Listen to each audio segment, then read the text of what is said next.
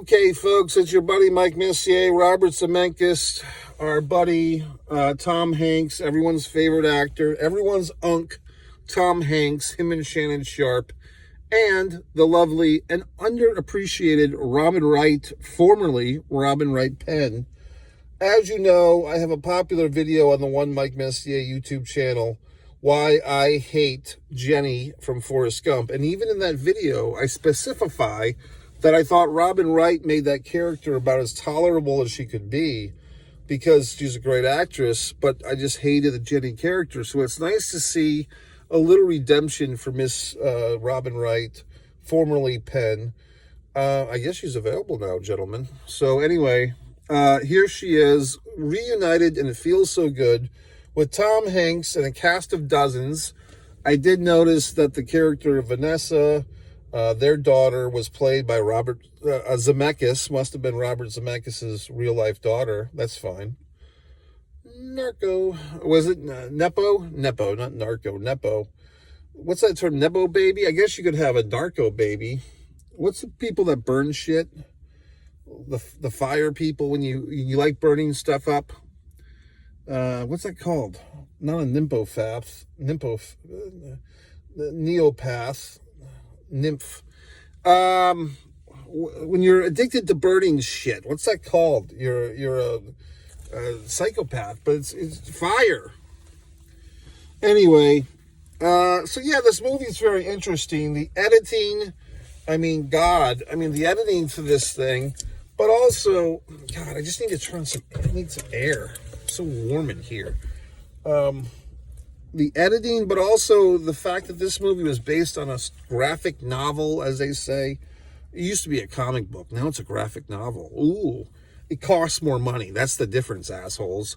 But this movie's good. The pre-planning, basically we're in kind of one location, and that's the whole idea. You're here. And it's like, oh, the dinosaurs were here, and the Native Americans, and the colonials, and Ben Franklin's illegitimate fucking son, and all these assholes were here, and some guy that liked to ride in a plane, and all these things. But we mostly concentrate on the Tom Hanks, Robin Wright storyline. He's a young man. He brings home his girl. This is like the 1950s, maybe the 60s. Within months, he's knocked her up. They're kind of forced into the shotgun wedding, and the Hanks and Robin Wright, and I guess they did a lot of shit with the CGI and stuff to make them younger and older, but it still looks like Tom Hanks, you know what I mean? And Tom Hanks is just so noble, like when he says, she's pregnant. Like, that's the Tom Hanks acting. You don't act. You just say the line. I can see Tom Hanks, like, teaching a masterclass.com acting class. Well, my secret is I don't act. I just don't perform. I just say the line. She's pregnant. So basically, Tom Hanks has knocked up Robin Wright Penn's character. Yes, I know their characters. I believe the names are Richard and, oh God, whatever the fuck. Margaret. Richard and Margaret. God, that's a couple of old school white people names. So I thought the movie was good. And then we, like typical 1980s marriage, this rings true for a lot of us folks. They're married, they have a kid, they're together for 40 or 50 years, then let's get divorced. You know what I mean? Let's wait till the kids are dead, then we'll get divorced. The Tom Hanks's father's character is a struggling alcoholic for many years. He does kind of kick the habit of drinking when his wife has a stroke. The movie's good. Robin Wright's character is always kind of disillusioned because she wanted to have her own house. And Tom Hanks's character is kind of disillusioned because he quit painting, like I've been doing lately. That's my Hulk Hogan there, folks. And my hat guy. But basically, the Tom Hanks character has given up painting to be an insurance guy. He's unhappy. She's unhappy because they never get their own house, and she's stuck in this family dwelling with these other assholes. And then we meet other families that come and go. Apparently, the guy that invented the relaxy boy, the lazy boy, he's got a hot little number of a wife. He's romping and stomping in like the 1940s. He's got this sexy little sex kitten of a wife in the 1940s, this big chubby guy who invented the Lazy Boy chair, formerly known as the Relaxy Boy. He's got this little sex kitten of a wife that he's banging on the chair. He's fucking her, all types of fun. Then we meet some fine African-American folks who give the lecture, the speech about what to do if you get pulled over from a cop, which is good to see in a movie. Then we see COVID references. So, I mean, I guess when they were making this movie, this is 2024 now, it came out. But I guess in 2020, whatever the fuck, when they were filming this thing or when they were writing the screenplay adaptation, maybe COVID was still hot and heavy because all these COVID references of masks and so forth, and the kind of the Me Too, not the Me Too, but the Black Lives Matter come in when they're teaching the kid about what happens if you get pulled over by a cop and all these things. All these topical things that, you know, they're still topical, but not as much.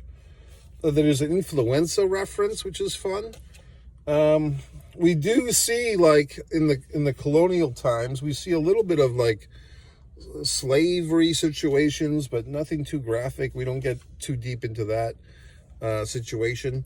But, yeah, it's a good movie. I mean, it's kind of like the Forrest Gump of a house. I mean, that's the basic gimmick. It's another kind of gimmick movie.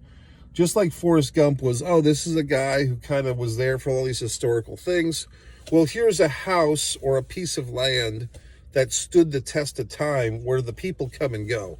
So it does make you think about stuff. Like, hey, we're all kind of tangible. We're all kind of replaceable. But wood, do you respect wood? Aluminum, steel, bricks, all these things are the real things. And we're just pieces of shit. We're just meat packets that come and go.